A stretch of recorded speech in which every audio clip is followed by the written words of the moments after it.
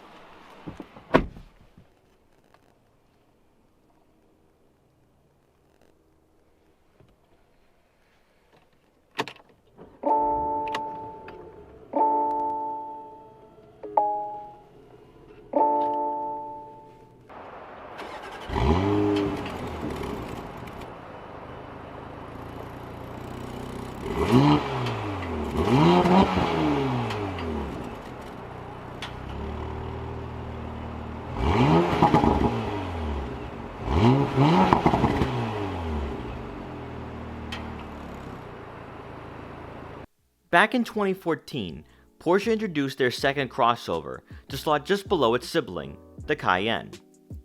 Obviously, with SUVs being popular in the United States, offering an entry-level luxury, mass-produced vehicle was going to be the answer to introduce customers to the Porsche brand. Quickly, the Macan has become the best-selling vehicle in the lineup, and as one of the new players in a segment where BMW and Mercedes-Benz has dominated for years, Porsche is now on the list of buyers who desire to experience fun behind the wheel in a market that many car enthusiasts would generally consider boring crossovers. Working in the Macan's favor is a road presence that shares the same iconic design as the two-door sports cars that most enthusiasts would want to own or at the very least drive, the 911 and Cayman. For 2019, a front and rear facelift was made, adding an extended LED taillight that travels the length of the rear end to share the same appearance as the Cayenne, Panamera, and new 911, to go along with the 4-point LED turn signals.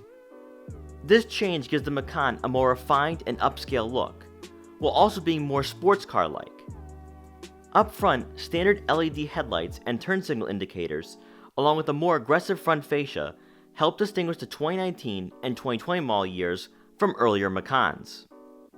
One of the advantages of having a Porsche crossover is the year-round drivability, as the Macan has 7 inches of ground clearance.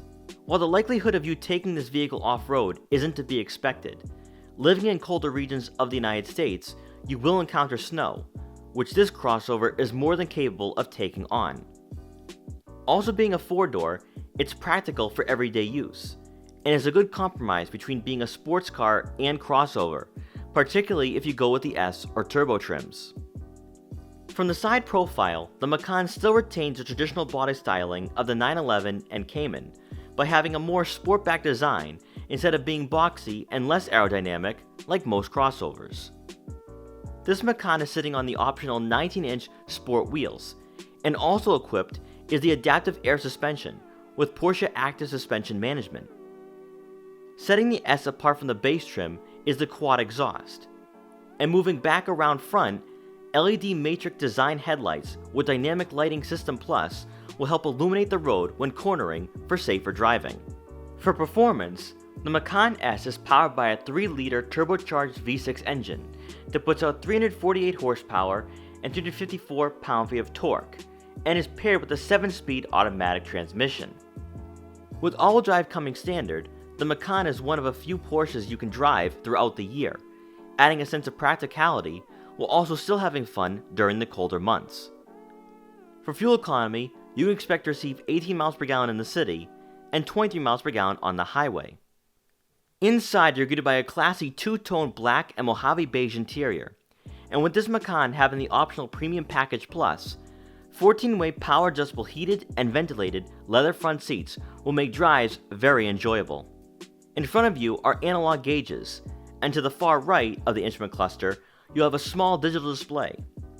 From here, a main navigation map, your oil temperature gauges, iPhone connectivity, and your adaptive cruise control settings can all be accessed here by using the buttons mounted on your heated leather-wrapped steering wheel. As we move over to the infotainment system, above the 11-inch touchscreen is an analog and digital watch, letting you know this Macan S has a Sport Chrono package. New for facelifted Macans, starting with the 2019 model year, the new touchscreen was added to give drivers a responsive infotainment system with premium resolution and graphics. Apple CarPlay is optional, and as of right now, Porsche has yet to offer Android Auto. You'll get onboard navigation, and overall this new screen is very user-friendly. You'll get a rear backup camera with trajectory, along with front view, side view, and top view cameras as part of the optional $1,200 Park Assist package. Now, if I was blindfolded this morning and I didn't know what vehicle I was going to be filming, I knew it was going to be a 2019 and I knew it was going to be a Porsche, and they put me inside the car and they took the blindfold off of me and they blocked out the gauges, I would know exactly that I'm in a Porsche Macan. And the reason for that is because of the center console. We just don't see this button layout anymore, particularly the new 911 and the Cayenne. They're getting rid of the buttons. Most of them are now for the infotainment system. Some Porsche enthusiasts aren't too happy about that. They love the layout of this, and I have to be honest, it reminds me of maybe like a fighter jet or an airplane cockpit. And despite all these buttons, it is laid out pretty nicely. You have your dual zone climate controls at the top here. You have all your climate control settings right there. You have your ventilated and heated seats options, and your airflow for the vents. Everything is right here, and then also, most importantly, you have your sport button, which is the best part. But again, it's laid out really nicely, and I can totally see why Porsche enthusiasts aren't too happy.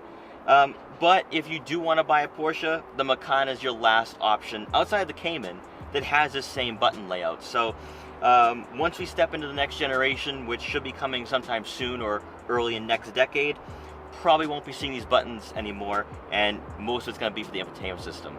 For the center storage compartment, you'll find 2 USB inputs and an SD card slot, and enough room for a smartphone and other small items.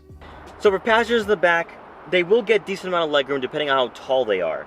Now, I'm 5'5", and the seat is adjusted to someone of 5'5", so I have room to move my legs, but I think someone around 6 foot tall might be a bit cramped. However, these seats are really comfortable. I get 3 level heated seats, and I get climate control back here, so that's pretty cool. Also, a panoramic moonroof, which looks awesome, lets in a lot of natural light, bounces off this beige color interior, which looks amazing. So, let's be fair though. I have to be honest, I wouldn't be comfortable sitting in the center. I'm usually okay sitting in the center of the back seats, but this would be a little bit uncomfortable. So I'd assume that most likely you're going to be able to fit maybe 2 people back here. And then let's go to the other side. Now, this seat is adjusted a little bit further back, but I still have room to move my legs. So again, someone of my height isn't going to have an issue back here, but just keep in mind that someone around 6 foot tall might be a bit cramped. Now, one of the reasons why the Porsche Macan is a very popular vehicle is because it's practical, it has the versatility of a crossover, but you also have the performance as also a Porsche as well. But with the seats folded up, you get about 17.5 cubic feet of rear cargo room. But with the seats folded down, you get 52 cubic feet. So that more than doubles in size, very practical if you're carrying stuff with you. You also have some extra cubbies as well. So on the side you have some netting here. That's where I put my detailer, so when I have to clean this vehicle, that's what I would do. You also have some netting here as well, maybe some smaller items that might move around and might get lost in the back. You put that right there, but plenty of room, very practical, and I see the reason why Americans really find the Porsche Macan very appealing. Now, to end this review, I just want to say one thing.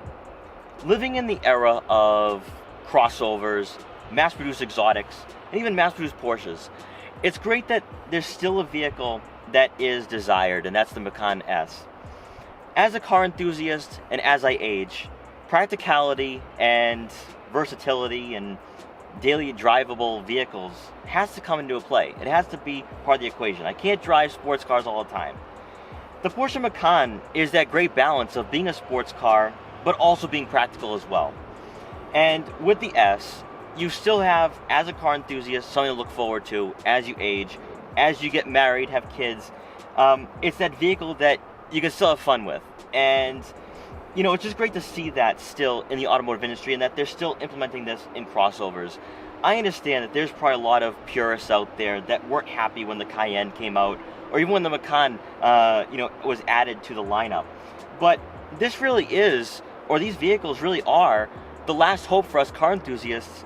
Even if they still make sports cars, as we age, we still have vehicles like this to have fun with. And, I'd have to say, being behind the wheel of this car, even just checking it out for a short period of time, very special for me to just be behind the wheel of a Porsche. And I think that's why these vehicles are so popular. It's why the Macan S, or the Macan, is the best-selling vehicle in the Porsche lineup, is that has the Porsche badge, you have that appeal, and overall it's just one of those vehicles that you have to own if you have to equate and put in the equation of practicality, versatility, and something that's daily drivable to take family around, or just getting to work.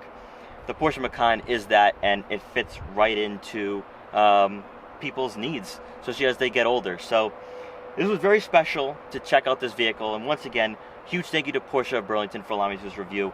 This car is actually supposed to go off-site in a few hours, so really great of them for letting me just check this out really quickly. So guys, thank you so much for watching this video. Please like, comment, share, and subscribe for more, and I'll see you guys next time.